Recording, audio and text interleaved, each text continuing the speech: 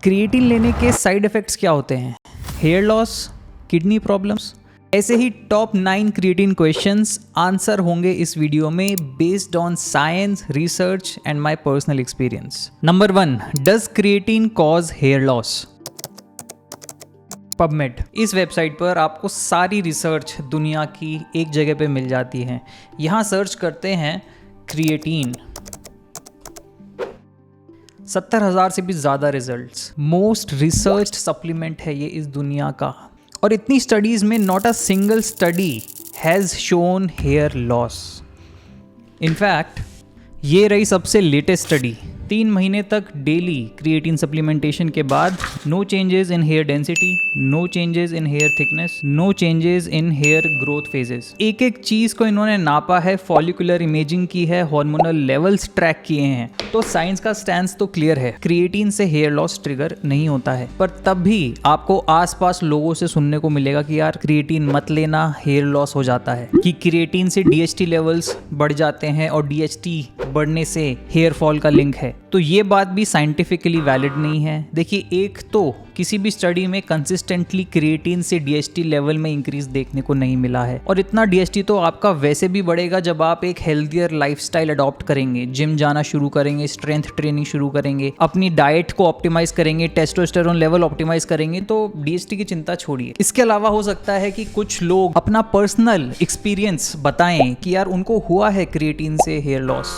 तो ऐसे में एक क्लोजर इन्वेस्टिगेशन जरूरी है। क्या क्रिएटिन से आपका हेयर लॉस हो रहा है या कोई और कारण है? ऐसा तो नहीं कि 60 ग्राम से कम है आपका प्रोटीन इंटेक, जिंक डेफिशिएंसी तो नहीं है कहीं? क्या आपका हेयर केयर प्रोटोकॉल सही है, सही से शैम्पू लगा रहे हैं फॉलिकल्स में, या कहीं हेयर स्ट्रैंड्स पर ही शैम्पू लगा ले रहे हैं? हमने पूरा डिटेल्ड वीडियो किया था, नीचे लिंक कर दूंगा डिस्क्रिप्शन में। और कुछ लोगों में हेयर लॉस की जेनेटिक टेंडेंसी होती है, तो अगर आपकी जीन्स में ही है हेयर लॉस होना, तो उसको आप वैसे भी अवॉइड नहीं कर सकते। हाँ, डिले कर सकते हैं with proper hair care routine, hair serums लगाएं। इतने सारे फायदे हैं क्रिएटिन के जो कि साइंस बेस्ड हैं। ये एक हेयर लॉस का मिथ है।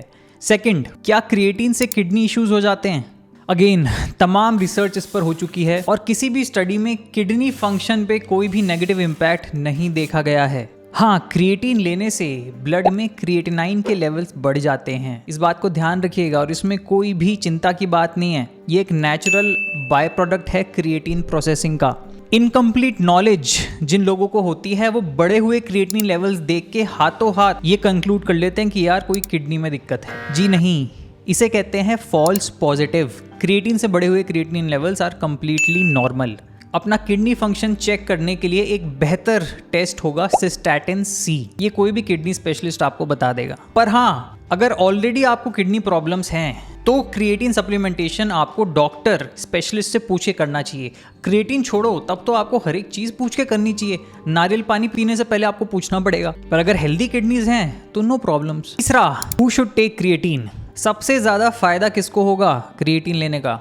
तो देखिए, लॉजिक सिंपल है। क्रिएटिन एक नेचुरल मॉलिक्यूल है जो हमारी बॉडी खुद भी बनाती है लिवर में, और डाइट से भी हमें मिलता है। पर डाइट से सफिशिएंट क्रिएटिन लेना ऑलमोस्ट नामुमकिन है। So even hardcore non vegetarians को डाइट से सफिशिएंट क्रिएटिन नहीं मिलता है। केवल बीफ, सैल्मन, इन सब में होता है क्रिएटिन, और ये सब तो हम इंडिया में वैसे भी नहीं खाते। तो क्रिएटिन सप्लीमेंटेशन के फायदे सभी के लिए हैं, नॉन वेजिटेरियंस पर खास तौर से वेजिटेरियंस और वेगन्स। यानी कि क्रिएटिन सप्लीमेंटेशन से उनके मसल क्रिएटिन लेवल्स ज्यादा बूस्ट होंगे। देखिए, क्रिएटिन के फायदे केवल एथलीट्स और जिम गोअर्स के लिए नहीं है। क्रिएटिन के बहुत सारे कॉग्निटिव फायदे भी हैं। आपका focus, memory, reaction time improve होता है। Creatine helps your body to create more energy, और ये एक्स्ट्रा एनर्जी ब्रेन में भी हेल्प करती है और फिजिकल परफॉर्मेंस में भी हेल्प करती है। तो हाँ, अगर आप वर्कआउट नहीं कर रहे हैं तब भी क्रिएटिन के ढेर सारे फायदे हैं for young people and specially in old age. Literally आपके ब्रेन सेल्स को प्रोटेक्ट करता है, और it can also help combat against Alzheimer's, age related cognitive decline, age related physical decline, improves bone mineral density, specially जब आप उसको strength training से combine करें। तो हाँ, क्रिएटिन के फायदे एक ऐसे इंसान के लिए भी हैं जो वर्कआउट नहीं कर रहा है। ये ध्यान रहे कि क्रिएटिन कोई मैजिकल सप्लीमेंट नहीं है। अगर आपके